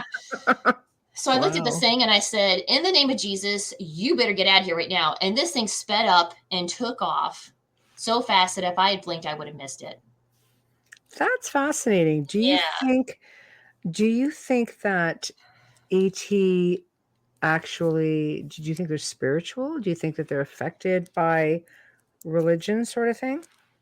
You know, I don't really know that question. I do know that a lot of people will use the name of Jesus on them and they will Yeah. leave. Absolutely. So I'm not really sure. I mean, I think there's good and bad within the alien races. I mean, if you want to, get into it, Right. Yeah, it's an interesting. I've often had people ask me that. I said, I don't know. I don't think I'm that up close and personal enough to sit Mhm. and ask. But it's always fascinating because some people believe, yes, of course. Other people's are like, no, not at all. We had a guest on, a couple weeks ago, and he's like, oh no, they're very, very spiritual. But I guess maybe it depends on the race, because if they're spiritual, then they would be affected. Mhm. If you say, in the name of Jesus Christ, that's it. Whereas there have been other people who have reported where, the Greys have looked at them and went, we don't care, essentially. It's interesting. Yeah. Yeah. So I don't know. But Christine, I think I saw UFO in my 20s when I saw something with lights up in the starry sky. We were camping. That's usually where you'll see them. And watch as it darted around, moving in ways that our planes could not, movements like a bee. Fascinated, but thankful it was far away. So it's like, yeah. Well, I don't know. I actually enjoy seeing them, only because you decide no. It does not matter in his name, Jolly, I don't know, or I'm going to say His name, yeah. Okay, yeah. So Dolly herself is a mega experiencer. So yes, but so is that the only experiences you had, or do you think that that they've come around? Because sometimes it's like you have a purpose and they work with you behind the scenes, especially if you're super intuitive. Because as Dolly says, ETs are advanced psychic people. If you're psychic, you will know them. Yeah, I mean, absolutely. I mean, I've talked to so many people where they have, given them an agenda, and a mission, Right. a manifesto saying, yes, we're here to help humanity. I think Right. there's a lot of different alien races. I think there's some nasty ones, and I think there's some really great ones probably. And Preston Dennett says that he gets a lot of cases of people who are social workers, people that really, a lot of experiencers are social workers. They care about the community. They care about people in the world and what happens. And they seem to have a lot of really positive encounters with, entities, alien entities that share that same mission, Yeah, I love Preston. Actually, Dolly and Preston are very, very close friends. But yeah, Preston has been on the show a few times, and he's scheduled to come back because we just love him, and he's got always stories, always changing. But it was the first time when I met Preston, I had him on the show. It was the first time I'd actually heard about really positive interactions with ETs, because we hear so much about, oh, you're going to get probed, you get yanked out of your bed through the roof. Yeah. It's freaking terrifying when you think about it. It's like they're lurking around in your freaking the place you're supposed to feel the safest, which is your bedroom at night, your boudoir, Yeah. and all of a sudden you've got standing around you, pop you out of your house. And meanwhile, it's like all these horrific experiences. And Preston is one of the first people who's actually come on and said, no, it's not all like that. In fact, it's probably more often than not very friendly. Yeah, and two, look at the horror movies out there that do have aliens. It's all just terrible. I mean, except for Hmm. Close Encounters, but it's Yeah, Fire in the Sky. I mean, even Travis Walton will tell you, sure. Poor Travis. they completely flourished that encounter that he had. He said, yes, he was scared, but they made it look very much more scary for the movie. Yes. Oh, yeah. I mean, I don't know. I like Preston's version. Wayne says he had a dream recently where I'm standing in a dark place. I don't think that was a dream. Just saying, with a tall, thin female. She had huge blue eyes, pale skin, wore a long brownish sort of orange gown, and spoke so positively about life here. Well, Yeah, I mean, I think it's ridiculous to well, think that there are not other planets. There are not other Earths out there. There are not other entity or yes. races. I mean, come on. There's so many galaxies out there. There's got to be life out there. And so people that say, "Oh no, it's just us." I mean, that's just ridiculous. It is mind blowing, Yeah. isn't it? Like we're a tiny little grain of sand on a really big beach. Mhm. So, Exactly. Yeah. There's so yeah. much out there we don't know, and to sit there and say, nope, nope. I mean, it's just ridiculous. I don't know how people can be that definite. No, I completely follow on that one. Totally. I mean, I've personally had many ET experiences, and more so now. I find I'm just more aware of them, and I realize how much they're actually around, and I've become quite comfortable with it. If you can say comfortable, I guess I am pretty comfortable with it. Hmm. So I think a lot of it really is, again, I think I attribute everything to mindset. Oh, there's a part two to Wayne's comment. She said that everything here was created for you. Went on to explain that this plan was made so that a race of beings that evolved out of the physical could then experience life in the physical. Oh, maybe. Interesting. Yeah. Yeah. You Absolutely. should write that down, write a book or something. I mean, Take, that. take a screenshot of that, Wayne. So, Yeah, I mean, something like that. I mean, if you have downloads or wisdom imparted to you, all the I mean, time. gosh, share that. I keep track of everything that I get. It's at a point where all I have to do is say, show me, Hmm. if there's something you want me to see. All of a sudden, all my research ends up in one direction, and I'm Hmm. yanked completely into a different direction. Yeah. It's just, sometimes I feel hands on my head, and then I Hmm. just wake up with all of this other information. So it's Yeah. actually kind of cool, people. You shouldn't Yeah. fear it per se. No, no, not I at think all. if I you mean, didn't lurk yeah. around in your bedroom late at night, it might be helpful. Well, I mean, I've done that too, where I've been stumped on something, and I just said, "Okay, show me what the deal is." And within a Yeah, matter of hours, days, weeks, months, right. I see it in a book. I see it on a TV show. It comes to me. I hear a song. You know what I mean? You kind of see it everywhere, and it Yeah. validates it. Oh, this must be what you're supposed to Hmm. be acknowledging, right? Hmm. It's Yeah. usually more in one place. Do you find like you're seeing the Yeah. same idea, but in different places on different platforms? Yeah, I mean, I've seen it on billboards driving, and I've seen it There we go. Yeah. on license plates and bumper stickers. I mean, in the course of one day, you could get multiple signs. No, yeah, that's how it happens for me. I've heard people say that also. So Wayne says, so are we just physical vessels for the essence of a highly evolved extraterrestrial race? Ooh, that might be interesting to know. Huh. Dolly, chime in. um, so I mean, clearly you've had experiences with the spirit realm, with the demonic realm, the angelic, extraterrestrials. Have you had any other things happen? Like, let's get into unexplained phenomena a little bit.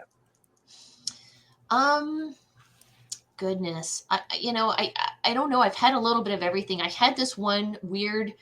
I guess I would call it a dream. Maybe it was astral projection. Maybe I went Ooh, back in time. Who knows? I don't know. But one that's night, cool. yeah, it was very strange. One night I went to bed and I woke up as a different person. And it was so real. I could smell, I could feel, I could hear. Wow. I was in a bunker of some kind, some sort of World War II type something or other. It was some sort of building. It was all gray and green, and I remember like waking up in this body, and I remember thinking, I'm not me, but I am me. And something said, find a mirror and look in it because you're going to see something. And so I looked in this mirror. I looked like I was like I was thrown into like some sort of makeshift cell. And I Wow. remember I looked in the mirror and I saw my face, but I saw a man's face over my face. So I saw a Oh. man standing there, but yet I saw an overlay of my face. And I thought, okay, this is interesting. And something said, reach into your pocket and grab something. There's something in your pocket that's going to tell you who you are. So I reached into my pocket and there was a ripped page of the Bible. And it was like Isaiah 54 or something like that. It was something around there. But I kind of got the idea that maybe I was a preacher or some sort of religious figure in the community or something. But anyway, I was looking around very bewildered because I was like, okay, I'm me, but I'm not me. And I remember I heard through the jail cell, like the bar door, I saw a group of children being led by a couple of German soldiers into this room across the way. And these German soldiers were, these poor kids, a group of kids, they put these kids in this chamber and they shut this big, thick door behind them. Well, I remember I grabbed one of the soldiers and I said, what are you doing? And he jerked away and said, this has to be done. And I remember I realized it was a gas chamber. And I came unglued. I screamed and cried and begged and pleaded and tried to grab the soldiers. And they said, this has to be done. And they were walking away. As soon as they shut that door behind the kids, they were laughing and joking and walking away. And I was screaming for, I felt so helpless and hopeless. And I remember screaming and crying and begging and pleading to the point where I woke up with a thud. I woke up back into my body. I felt like I was dropped.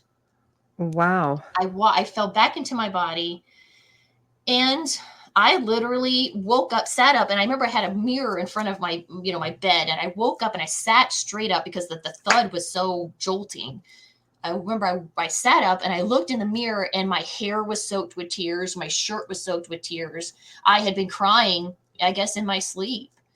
And that dream, I guess, it stayed with me all this time. I will never forget that horrible, horrible feeling I felt of just not being able to save those kids. Wow. How do you even function after something like that? Like, that's horrific. Yeah. Again, it stayed with me. It's still with me. It's still very, it takes my breath away, Dolly says you visited your past life. I think so.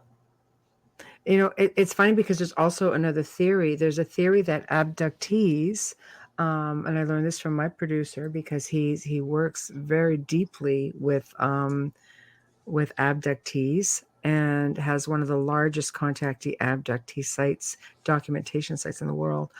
And one of the things that comes up a lot is apocalyptic dreams or things that are really like traumatic like that. So, which I never knew before then either, but this just seems to be something that, experiencers have talked about, because Wayne is talking about that now. Apocalyptic visions. I've had dreams like that also. Very bad post-war landscape. I'm me, but not me. This is very strange. So yeah, it's all, we all got booted off Mars. It's like the red planet. We see red all over the place. But okay. Yeah. But I find that a curiosity. I don't know about you, but I do believe in the theory that when we sleep, we do leave the body. Yeah. I mean, it's like parking your car in the garage. You're going to sleep in it all night, right? So, you do we venture out? Do we go back and forth? In timelines? Do we work? I think so. Yeah, I think that's definitely possible. I mean, I'll tell you about my mother's encounter. So my oldest sibling was living in California, and we were living on the East Coast in the South, my mom and I. And my oldest sibling had just had their first child and with their partner, and they were in California. My mother went to bed one night, not even trying to do astral projection. She could, but she wasn't even trying. And she went to bed that night, really wishing, hoping, praying, just so heartbroken that she couldn't see her first grandchild. Because my mom was she was such a mom and she was such a grandma.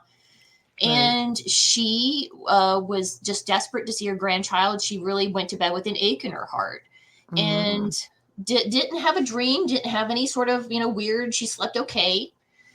The very next morning, my sibling calls my mother and says, "Mom, you were here last night." Oh. And she was like, what are you talking? My mom was like, what? Come on. I was here the whole time. And my sibling said, no, Mom, you were here last night. So my sibling and their partner were asleep in bed. And my sibling said that she woke up, and all of a sudden she looks towards the door and sees my mother walking in. And my mother's wearing this long white gown with a white turban for some reason, but she sees her as plain as Very day. stylish. Yeah. She walks in and sees her as plain as day. My mom walks in, checks on the baby because the crib was at the foot of their bed, checks on the baby, looks at the baby, checks it out, and looks at them, checks them out, and then walks out of the room. And my mother has absolutely no recollection of this, but my sibling said that she saw my mother do this, and she was as solid as can be. She was really there. I truly think that is a thing, and that takes a good amount of energy to do. My mother claimed, my father's in assisted care, like he's assisted living. He's got Alzheimer's, and she swore up and down. She goes, I'm telling you, he was sitting on the end of the bed. I was talking to him because, I was sort of like, I woke up, I sat up, I looked at him, and I could touch him, and he was physical. Mm-hmm. So it makes you wonder, like in your mom's case, they're physical. So it's not just like having an out-of-body experience. How do they become in physical form? That I do not know. I wish I had an answer for you, because that is intriguing as well. I mean, how many times have we heard stories about someone seeing someone and they were just as physical as can be? I mean, I had an encounter where my mother and I, we were sleeping in the same room, and we were in this one apartment building that was there was something not so nice in there. It didn't bother us directly, it couldn't touch us, but we could sense the presence. It was not good. And so I remember we had Advil in this one particular it was a cupboard. And so our roommate would come into the room, not at night, which was really interesting, but he always had headaches, and he ate Advil like candy. So he would come into this to the room, and there was a cupboard where he would get the Advil out. Well, one night I hear this rummaging, and I'm like, okay. And so I get up on my elbows, and I see our roommate rummaging through the cabinet to get Advil. And I thought, well, wow, he must have a really bad headache. And so I have enough light in the room to where I can see everything. I can see his mustache, his beard, his eyebrows, his eyes, everything. And I called his name. I said, hey, what are you doing? Why are you being so loud? And he, what I thought was he, turned around and looked at me and vanished into thin air. So we had a doppelganger encounter. Right? Like, what the heck? So did you tell him that, hey, I saw you do this? No, my mother forbade me to tell him right away, but I did tell him. I think it would have been curious to see what he had to say about it. Yeah, because I mean, it was not him. He was not sleepwalking, but yeah, he definitely was. I saw something, and so him basically. Yeah, exactly. And years later, I finally told him, and he just was like, "What? What are you talking about?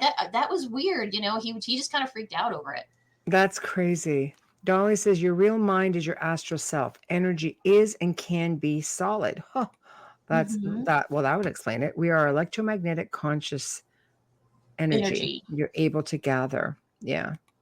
It's still interesting. People don't realize how powerful they really are. I say this often because I come across it often, and I'm sure you will also have encountered this.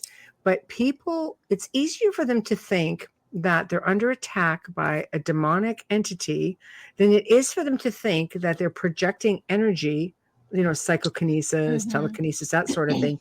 And it's a very delicate thing to say, to somebody like, who thinks, no, all of this is happening. They don't want to think that they're causing all of this to happen, their families being tormented. I just will usually just, send them a link and say, if you see yourself maybe in this, that maybe this is a solution. I try to be real delicate about it because it's not an easy pill for a lot of people to swallow. That's true. Yeah, no one wants to believe that they're the cause of their problems, and sometimes that is the case. Well, especially if Sometimes, it's causing, havoc in your home and your family's affected. It's not right? just you, right? Now Hmm. it's about like all the poltergeist activity. It really Hmm. is like that. And, Right. poltergeist activity is affiliated not just with hauntings, but it's also affiliated with alien abductions, as Yeah. is sleep paralysis. Hmm. Yeah. Absolutely. And that can be terrifying. Have you ever encountered sleep paralysis? No, I've never had that. I had I'm an amazed. But experience. I had one experience that people would like to call sleep paralysis, but I was awake. I was fully awake. I was awake twice and it happened to me. Hmm. That's interesting. I know. So, because I'm thinking with everything that has freaking happened to you, Hmm. sleep, Exactly. the Yeah.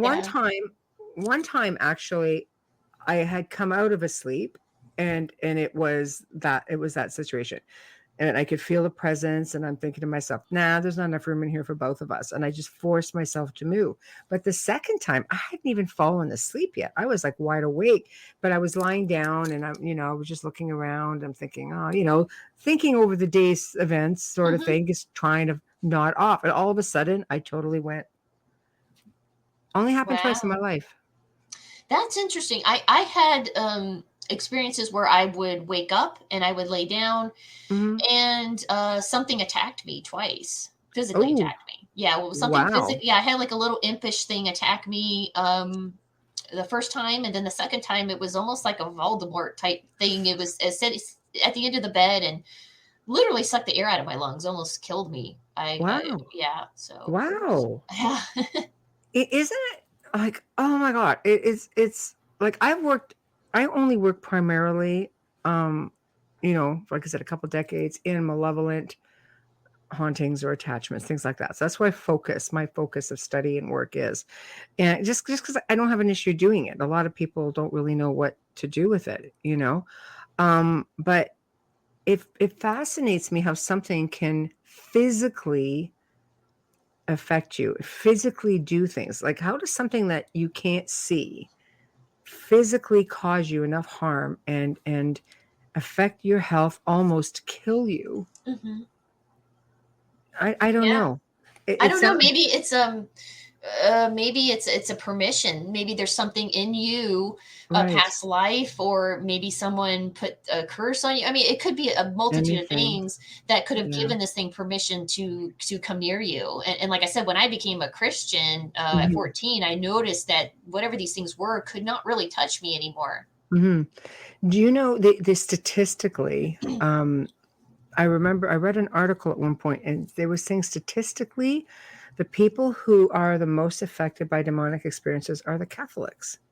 Interesting. Wow. Buddhists hardly ever. I was like, Oh, really? Well, I mean, the whole yeah. way of thinking is Hmm. all love and light, and zen and out. Hmm. And I'm thinking the mindset is just the strictness of the meditation, the grounding, Hmm. um, and the Catholics seem to be the one that get it the most.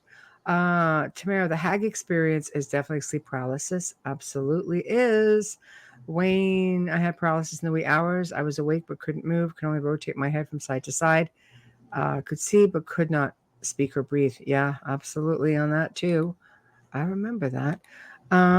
Dolly, there's negative entities that want your energy, especially if you are enlightened. Hmm. And positive energy is the Attractor. tractor. Okay. You're writing quick again, aren't you? You're typing too fast for me. Yeah. So mindset. Yes. Yeah. I believe again, I agree with all of that. Yeah. So I believe there are things out there that really want a piece of that good energy, even though the belief is that they tend to thrive on negative energy, which is why they're always creating this havoc in the space when I they're think in they there. like to challenge you too. I mean, think again, the bully, Yeah. the little kid is just walking by, just minding his own business in his own world, in his own thoughts, and the bully sees that and says, "Oh, I can't wait to mess that up." Yeah. You No, know. no, 100%, Mhm. 100%. They like to try your faith. really.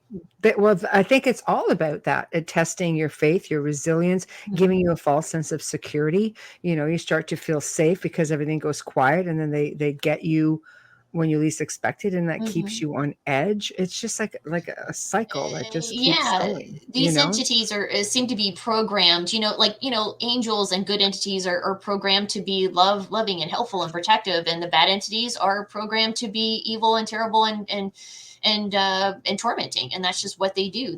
They're doing their job. And they get into, if you're already struggling, let's say, with depression or anxiety or addictions, they're going to amplify all of that. So they're going to make Mhm. even that worse for you. It's just like, honestly, they Yeah. hit every angle. Yeah, well, I mean, it's like, you walk down the street of a busy neighborhood and you have to, say, if someone is nice and is helpful and smiles, you do that. And if, you see a sketchy looking person that's coming at you, you get your mace out or you cross the street or something like that. It's Mhm. the same with the paranormal world. Mhm. We Mhm. go about our lives not really looking at this paranormal world, and we don't realize that there's good and bad in the paranormal world, and we have to get our spiritual mace out, if you will. No, exactly. It's all around you. You just, Mhm. I mean, I don't think life gets so busy, it just doesn't allow you to stop and really pay attention. Here's one for you. What is the hag experience? I've never actually had a hag experience. I've talked to other people that have. Mhm. It's I mean, again, what is this thing? Is it a demon? I think the entities can take different forms. What was Mhm. this weird Voldemort type thing standing at the end Yes. of the bed? What was it? What was the weird impish thing that attacked me? What was it? Mhm. I don't know. You know what I Mhm. mean? But I mean, it's so I many people have had that hag experience. I think with a hag is it's the feeling of something. It's an old folklore where it's a woman, a hag, Hmm. and she sits on your chest. Hmm. So the hag syndrome, how it's explained, is just something when you feel a heavy pressure on your chest and it holds you down in your bed. So Hmm. it goes back to Wayne, my ex-wife. You're terrible. but, but I think it goes back to that old wives' tale or the folklore. But it really Hmm. is a sleep paralysis thing where you feel like you're being held down in your bed and you can't move, you can't breathe, Hmm. and sometimes people will say they feel like they have the breath being sucked out of them. Yeah, you know what? I did have an encounter when I moved to Los Angeles. I moved into an apartment that felt okay. And I'll just Right? briefly hit on this, but Yeah, of course, of course. there was this neighbor across the way that there was this really great family. They had great energy, even though they argued like cats and dogs. They Right. they fought like cats and dogs, but they had really great energy. And when they moved out, this other family moved in, and they just had horrible energy. I don't know what it was with them, but Right. whatever it was attracted something to my apartment. I guess it was attracted to me, and this Yes. thing would not leave. And one Mm. night I had a couple of dealings with this thing and tried to get rid of it. And one night my friend Joe, he was a good friend of mine, and he needed to sleep on my couch. And I said, sure, come on. And so he slept on the couch, and I no sooner got into bed when all of a sudden he starts screaming. I run out to the living room, and he said something tried to strangle me.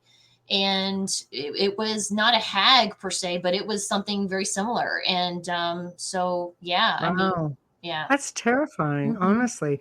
I think that's part of it.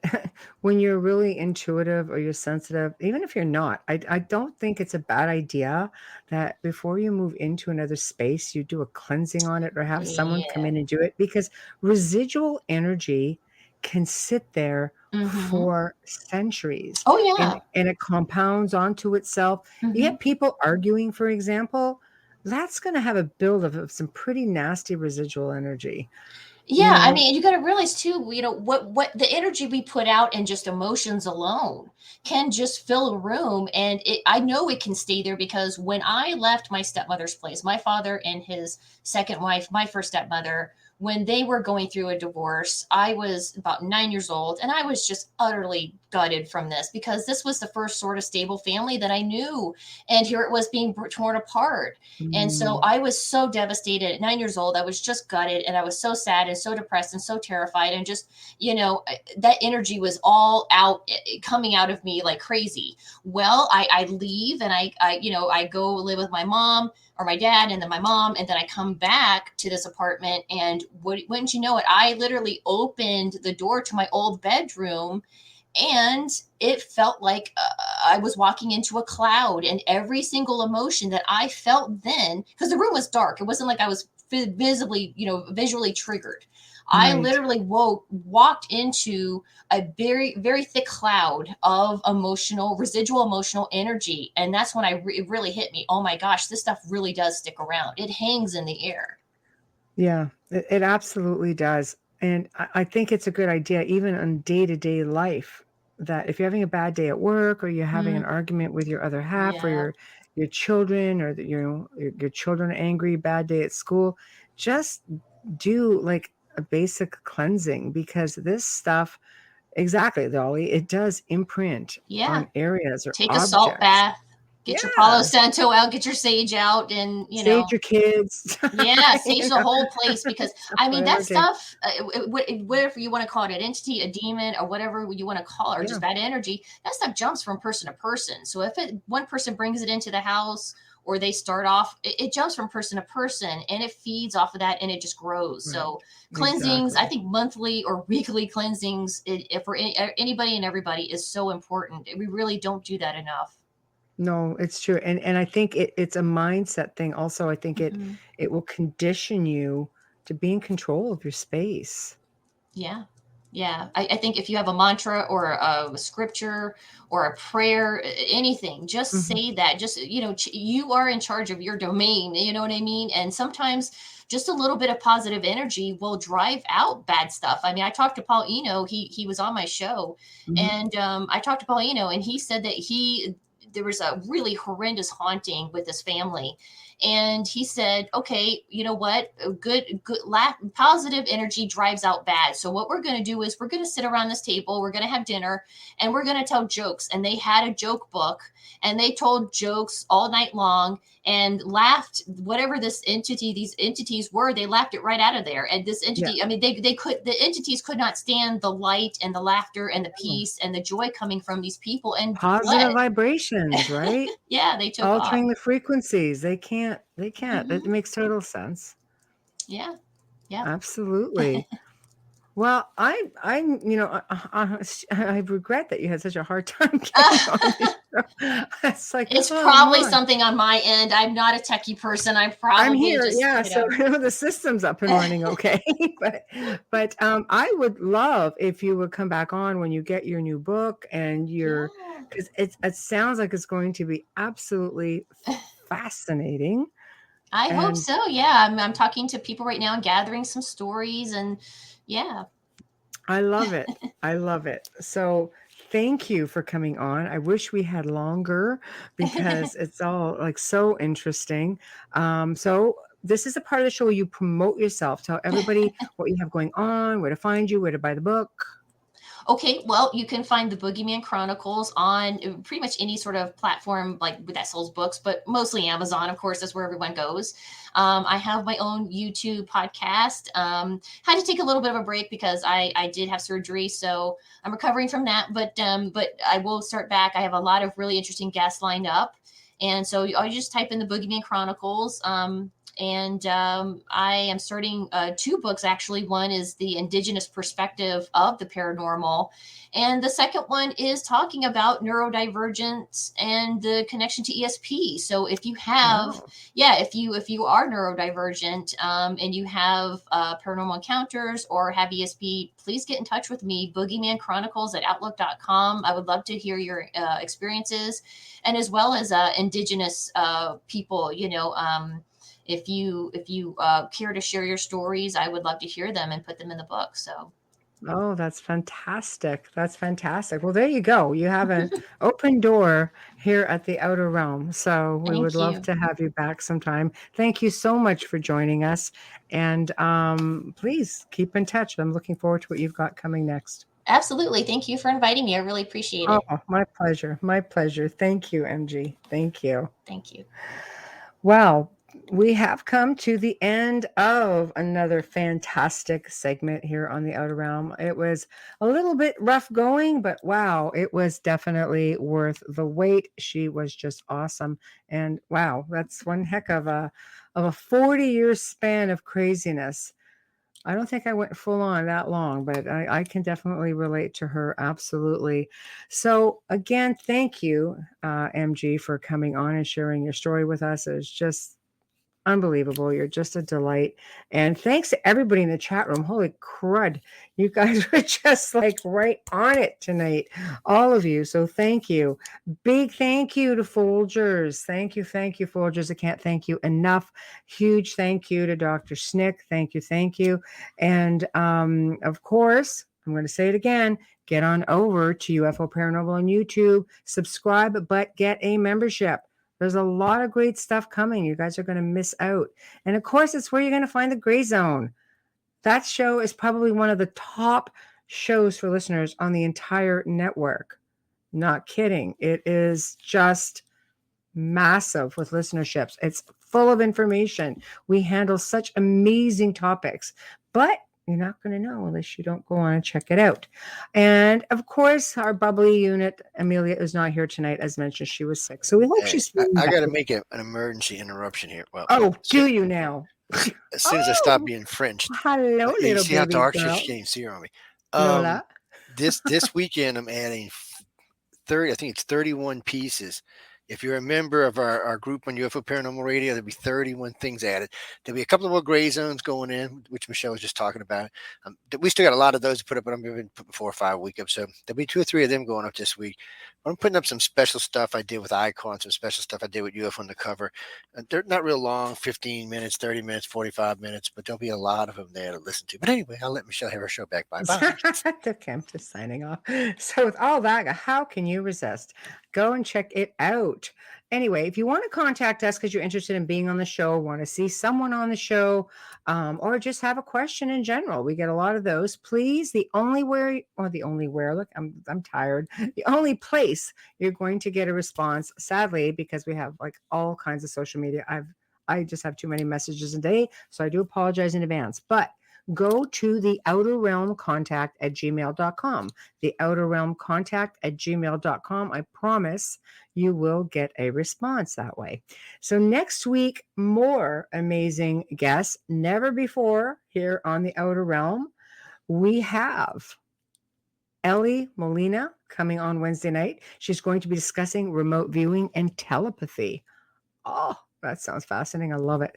Thursday evening, we welcome for the first time Dr. Mary Helen Hensley, who's going to be discussing near-death experiences and healing. And just, it's going to be a really deep show. So I'm hoping you guys will be able to make it because we love having you in chat. Don't forget this Saturday. I know I've been saying it for the last 2 weeks, but between Joe and I, things have just been ridiculous. But this Saturday, it is the intention. How about I'll do that? It is the intention that we are going to have the Gray Zone Uncensored this Saturday, 5 to 7 Central, 6 to 8 p.m. Eastern. And until then, I'm going to bid you all good night and have a fantastic weekend. All of you guys, be safe out there and just smile. We need more of that. So thank you.